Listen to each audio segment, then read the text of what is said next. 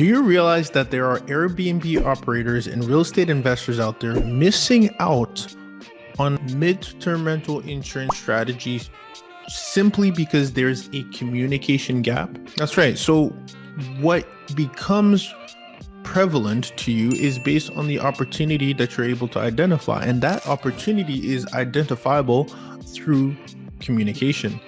Because most of investors are either operating on the old system of working with tenants or a current system that exists, whether they're on Zillow, and some Airbnb operators are operating on a system of getting inquiries.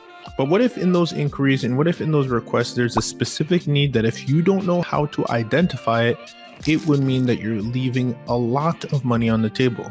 Well, I want to fill you in on how understanding and refining your communication, which is predominantly based on your ability to listen and identify based on the things that you're reading, the opportunity, rather than you doing the talking. It's more about identification and listening.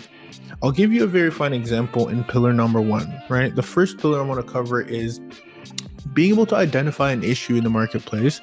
And if you're not aware of the problem or the gap or the big solution in the marketplace that we have as investors, it is best for you to understand it, because until you understand it, only then will you be able to communicate in a manner or identify communication points in a manner that will be able to serve this need.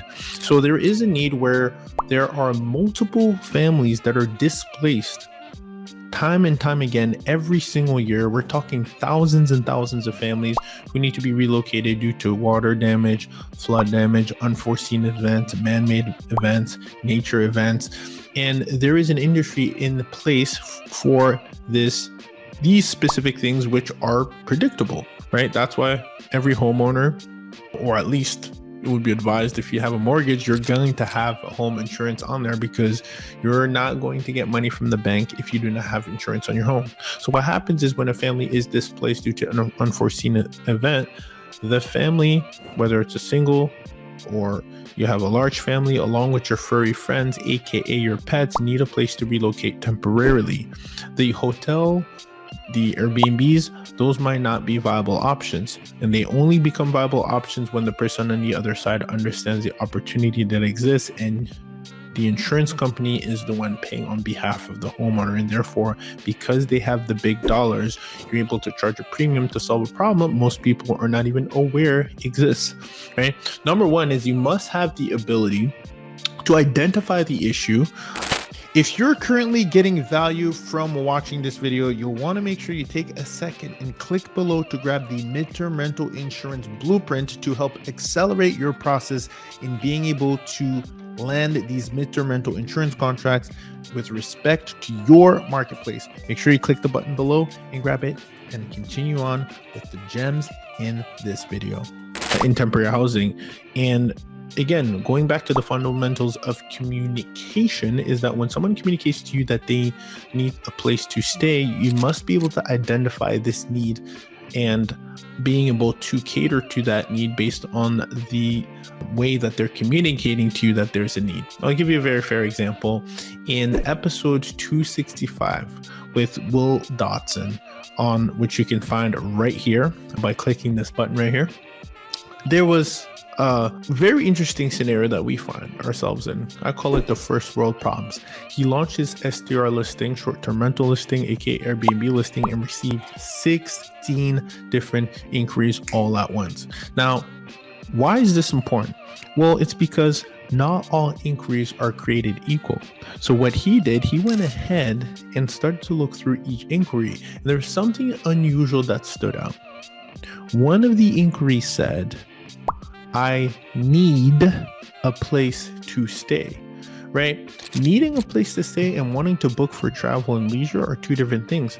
So when someone needs something, it's in your best interest to understand what it is that they need. And if it is temporary housing with flexible extensions due to an unforeseen event, because I don't know how long it's going to take to fix my kitchen or fix my home or fix my basement or the water damage that's occurred, it's worth asking the question, what is it that I can help you with that you need?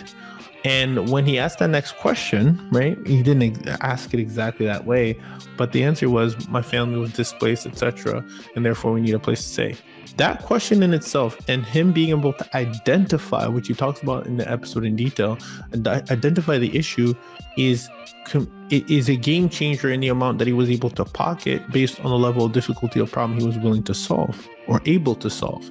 Because, and only because, this is only true because the level of understanding of the situation in the industry was allowed him to be able to communicate effectively back and ask the right question based on the question that came in around the inquiry around the specific need, not want, around the home. And if you start understanding the need and being able to serve the demand, then you can be the supply. That's economics 101, supply and demand. And it's in our best interest to become the supply to a high demand when there's a low supply, because the fundamentals of economics show us that when there is lots of demand and a low supply, your prices will shoot up, as they should.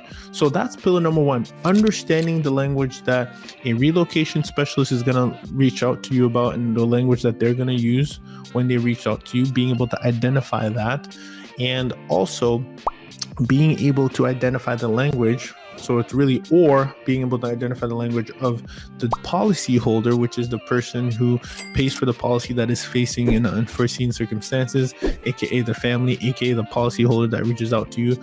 Understand the language that they're using and understand how they come up. The reason this is important is there's many people, as they should, have their guard up because they've been burned so many times online. If you've been on VRBO, you get people who reach out and say, hey, I really like this home, etc. Like, keyword, not need. And they'll say, we'll send you a cashier's check, etc.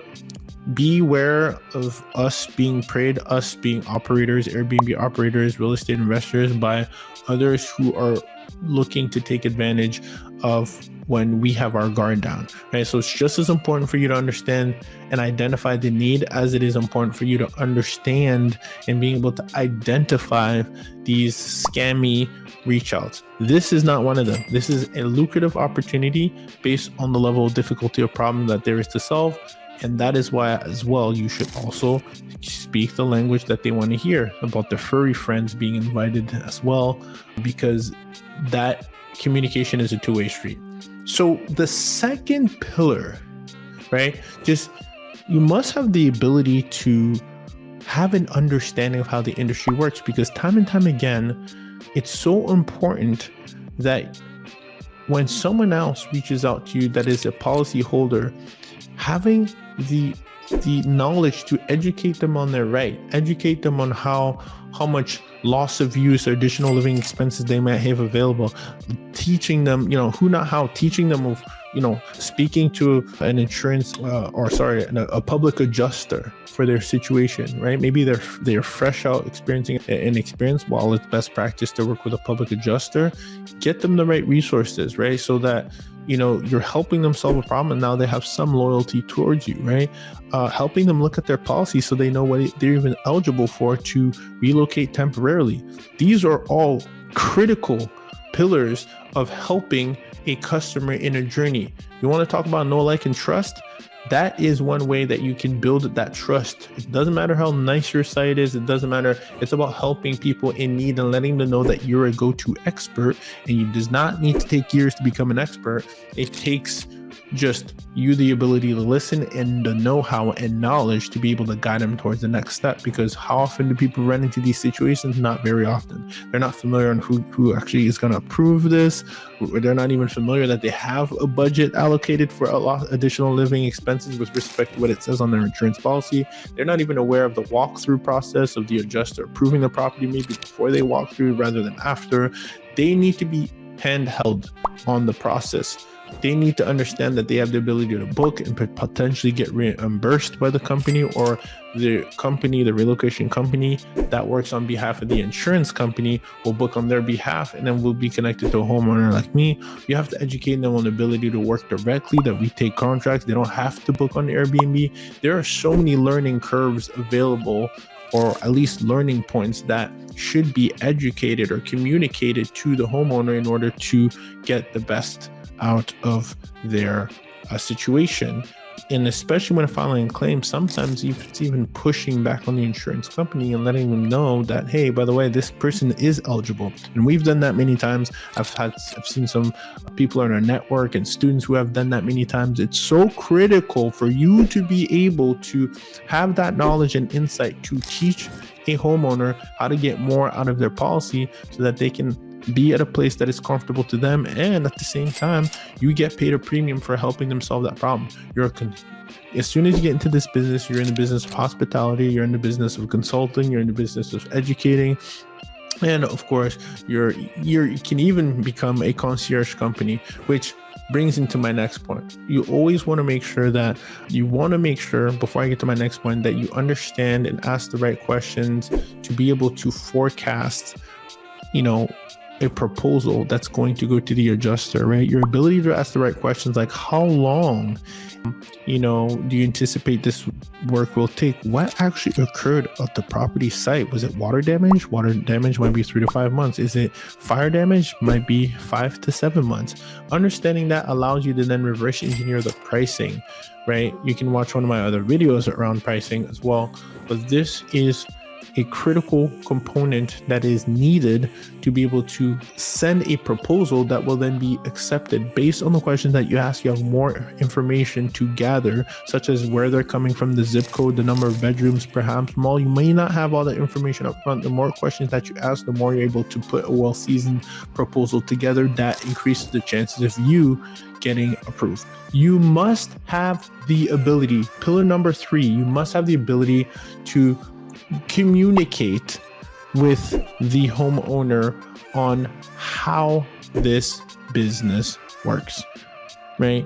It's one thing to be able to get a family member in. It's one thing to be able to make sure that they are supported the way they're supposed to, what falls in scope.